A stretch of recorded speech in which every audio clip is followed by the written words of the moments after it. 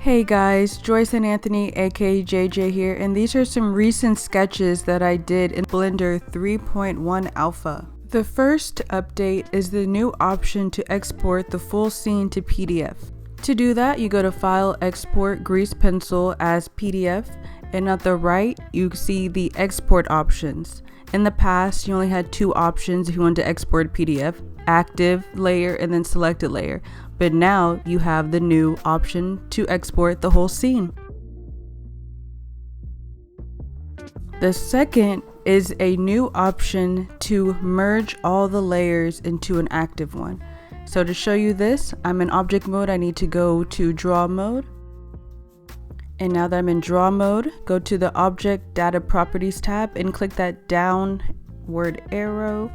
And now you have the new option to merge all, because in the past versions you had the option to merge down. I personally don't want to do this with these sketches because I used a mask, so let me turn that off, but it's a cool option to have. And now to the 3 line art updates. The number 1 update is this new stroke offset function. So I'm in Blender 2.93 just to show you the difference. So this is my little scene with Suzanne, and I want to add the line art. So Shift A, grease pencil, then scene line art. So if I click the add grease pencil for the settings, right here if you go to the bottom, your options are this in front and stroke depth option. So now let me go to Blender 3.1. And now I'm gonna go do the same thing in Blender 3.1, Shift A, grease pencil, and then scene line art. I'm gonna go down again and click add grease pencil. So now if you go to the bottom, you have this new option which says stroke offset. And to activate it, I need to turn off show in front. And then I'm gonna play around with the number. I'm gonna do 0.75. Yeah, I'm gonna do that. So right now you don't see a difference. See, right now it looks exactly the same, but I'm gonna get out of camera view to show you what I've done. The official definition from Blender is this new offset function. It allows the user to turn off in front option for grease pencil object and offset strokes towards camera, which allows depth interactions with objects inside the scene, especially with hand-drawn strokes. Pretty cool effect. So now we're going to go to number 2, which is this new feature that trims edges at the border. So I'm going to make that bigger, and to see the effect I'm going to go under style and try to make the lines a little bit thicker. I don't know if that's going to make much of a difference. And then go under composition and then overscan. So I'm just reading that right there. Okay, and then I'm going to click that. So the purpose of this is that this option allows the edge to end right at the border instead of extending beyond. It's useful when having multiple cameras set up when you want the border to be clean. The third update is this new custom camera option. I made this animation, just click animation, and just to show you guys, I still have the stroke offset function on.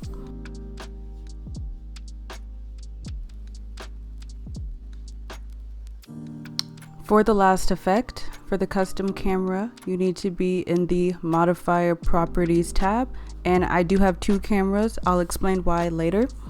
So in the modifier properties tab, you go under geometry processing, and for the custom camera, I want to play around with it with my first camera, which we're currently looking through. So you click that, and then camera number 1. According to Blender, this allows the line art camera to be different from the scene active camera, and it's useful when making multiple shots in different angles as well as for motion graphic effects. So I'm just playing around with the settings. So now I need to go down to composition again. Okay, depth offset, move stroke slightly towards the camera to avoid clipping when while preserving depth for the viewport. Okay, if you remember earlier, I did 0.75 and I'm gonna keep it.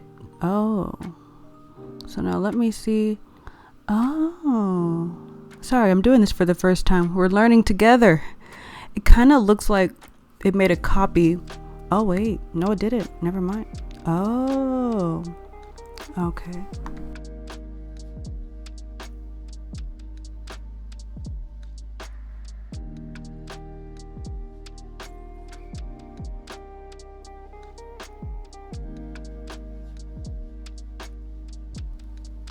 Okay, wow. So this is definitely something I'm going to continue to play around with in the future.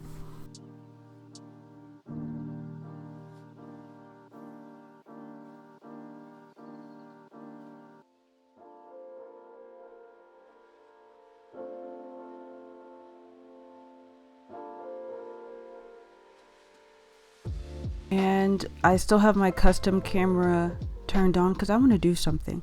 I've been in Blender too long not to practice playing with two cameras. So these are my two cameras that I have. And just to reiterate, I do have the custom camera on and I still have my stroke offset to 0.75. Go to output properties, then click on stereoscopy. Hopefully I'm pronouncing that right. And then when you select that, you have stereo 3D. Okay, I want to use multi-view. Multi-view gives me the desired effect I'm trying to achieve with multiple cameras. So then it gives you left, right, and then at the bottom, do you see where it says camera suffix? So now what I need to do is first I need to see which camera is which. Okay, so that's camera 1, and then the one I'm using, okay, that's camera 2. Okay, so now let me go back. So if you see the camera suffix where it says, that's little dash and then L. So camera 1, that's the one that I want to choose for my left one. So I need to delete that number 1 and then replace it with the camera suffix. So the dash and then L. Wait, sorry guys, not dash, I'm sorry. I meant underscore, then L. I'm gonna do the same thing with my second camera. It says underscore and then R. So right now what you see is it's combining the image, and again you always can uncheck it if you need to still edit, but I'm going to go to rendering and then render image just to make sure I did it correctly. So you unclick that, and then I just want to make sure if you go to the top you see left and then right. Okay, so I just want to double check with this before I render the animation, and before I render I need to make sure I have my settings correct. So I go under output. Right now it's a PNG and I do not want that. So I'm going to click FF MPEG video, and then I'm going to save it as Suzanne Went Crazy.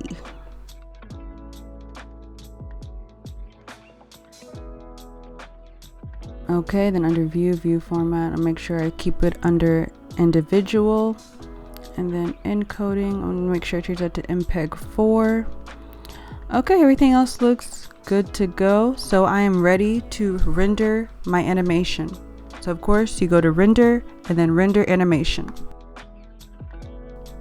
And this is the final scene with both cameras. Thank you guys so much for watching. Until next time.